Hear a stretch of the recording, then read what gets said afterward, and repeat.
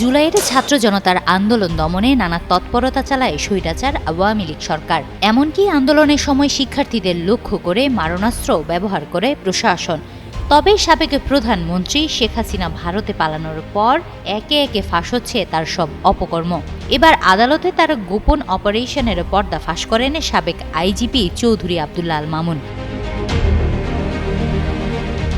গেল ২৪ মার্চ আদালতে হাজির হয়ে স্বেচ্ছায় জবানবন্দি দেন তিনি। সেখানে উঠে আসে রুদ্ধশ্বাস, নানা সিদ্ধান্ত, গোপন বৈঠক আর রাষ্ট্রীয় দমন নীতির চিত্র।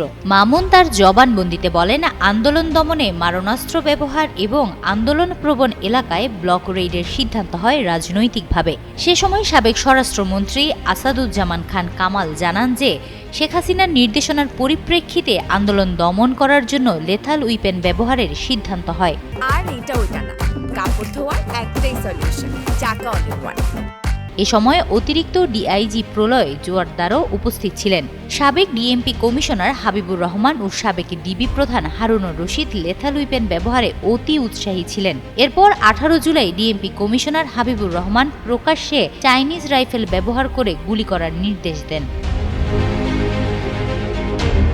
সাবেক আইজিপি বলেন, ডিবি প্রধান হারুন, যাকে স্বরাষ্ট্রমন্ত্রী ডাকতেন জিন নামে, ছিলেন মূল অপারেশন নির্দেশনায়। 4 আগস্ট শেখ হাসিনার নেতৃত্বে আন্দোলন ঠেকাতে নতুন পরিকল্পনা নেওয়া হয়, কিন্তু 5 আগস্ট সেনাবাহিনী মাঠ পর্যায়ে জনগণের পক্ষে অবস্থান নেয়, ফলে লাখো মানুষ ঢাকায় ঢুকে পড়ে।